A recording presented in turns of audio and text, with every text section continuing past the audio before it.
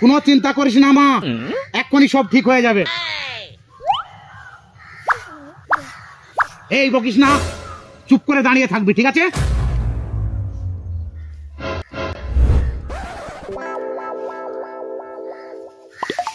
নাম নাম নাগিনের বিষ, নাম চল চলাইয়া রে। নাম নাম নাগিনের বিষ, নাম চল চলাইয়া রে। গঙ্গে গিয়া ভাইসা যায় রে আইটা কলার ছড়ি রে। গঙ্গে গিয়া ভাইসা যায় রে আইটা কলার ছড়ি রে। নাম তোর বাপে জিন বিয়া করছে আইটা মাগির ছড়ি রে। তোর বাপে জিন বিয়া করছে আইটা মাগির ছেড়ি রে। নাম নাম নাগিনের বিষ, নাম চল চলাইয়া রে। আরে নাম নাগিনের বিষ, নাম চল চলাইয়া রে। বাবা, এবার দুটো নিমের পাতা খেয়ে দেখো তো মিষ্টি লাগছে না তেতো লাগছে? কবিরাজ সাহেব খুবই মিষ্টি লাগছে। বলিস কি? না না রে মা, এই সাপের বিষ নামানো খুবই কঠিন। তোর ছেলেকে যে সাপে কামড়িয়েছে সেই সাপ অতি ভয়ঙ্কর বিষধর সাপ।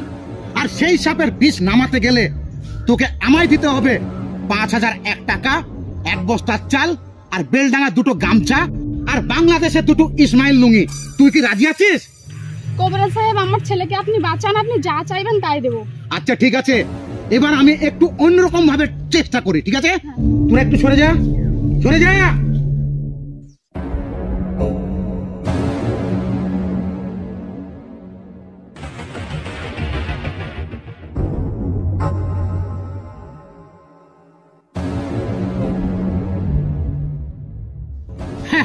আমি জানি রে মা, কোনো মায়েই চায় না নিজের চোখের সামনে ছেলেকে মরতে দেখতে।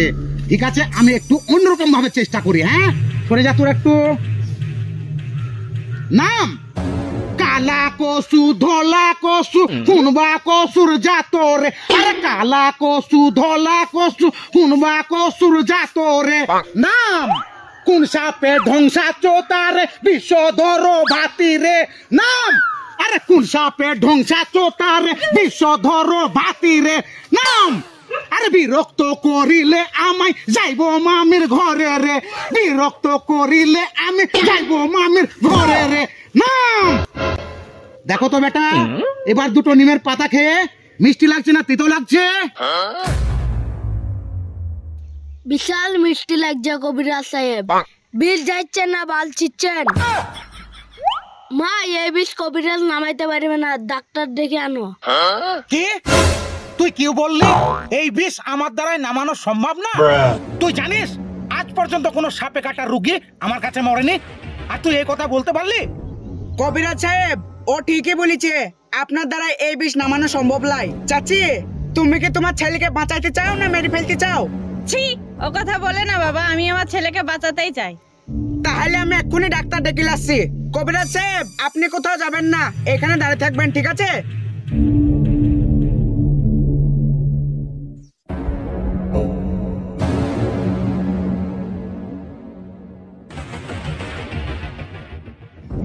ডাক্তার ম্যাডাম, ডাক্তার ম্যাডাম, তাড়াতাড়ি চলেন তো। কেন, কার কি হয়েছে? একটা ছেলেকে সাপে কামড়াইছি, কবিরাজে কোনো রকমে বিষ নামাইতে পারছি না, আপনি তাড়াতাড়ি চলেন। এই কাজটা কবিরাজের নয় রে বাবা, চল তো দেখি। চলেন।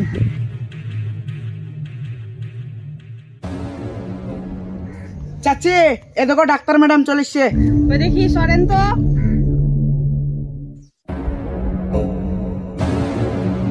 এটা তো কোনো সাপে কামড়ানো নয়।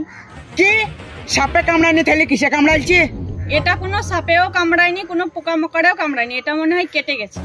আপনি ঠিক বলেছেন ডাক্তার ম্যাডাম, একটু আগে এই কবিরাজ কাঠি দিয়ে চিড়ি দিয়ে রক্ত বাই করে দিল। তার আগে কেমন ছিল? তার আগে সরু সরু 2টো ফুটো ছিল, ওই ফুটো দিয়ে রক্ত বেরাইছিল। ও ঠিক আছে, চিন্তার কোনো কারণ নেই, ওকে আমার ডাক্তারখানায় নিয়ে আসো, আমি ওষুধ দিয়ে দিব। আর শুনেন, আপনাদের সবাইকে বলছি, যদি কোনো আপনাদের ছেলে মেয়েকে সাপে কিংবা পোকামাকড়ে কামড়ায়, তাহলে কোনো কবিরাজের কাছে না গিয়ে আশেপাশে কোনো হসপিটাল নিয়ে গিয়ে চিকিৎসা করাবেন। ঠিক আছে, আমি চললাম, ওকে আমার ডাক্তারখানায় নিয়ে আসুন।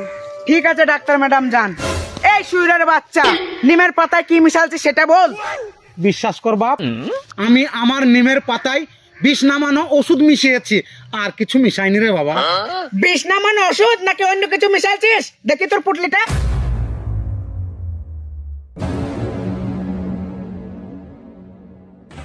ও কি মিষ্টি রে, ইয়া তো মনে হচ্ছে স্যাকারিন।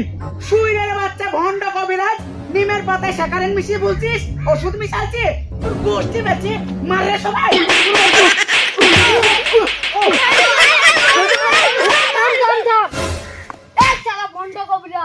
তো কি বলেছিল আমার বিল নামাইতে 5,001 টাকা লাগবে, আর 1 বস্তা চাল লাগবে, আর 2টো ইসমাইল লুঙ্গি লাগবে, আর 2টো গামছা।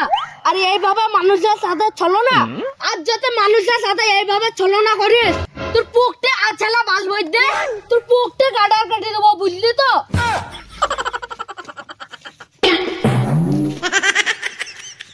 চাচি চলো ভাইকে হাসপাতাল নিয়ে যাই, ডাক্তার ম্যাডামের কাছে চলো।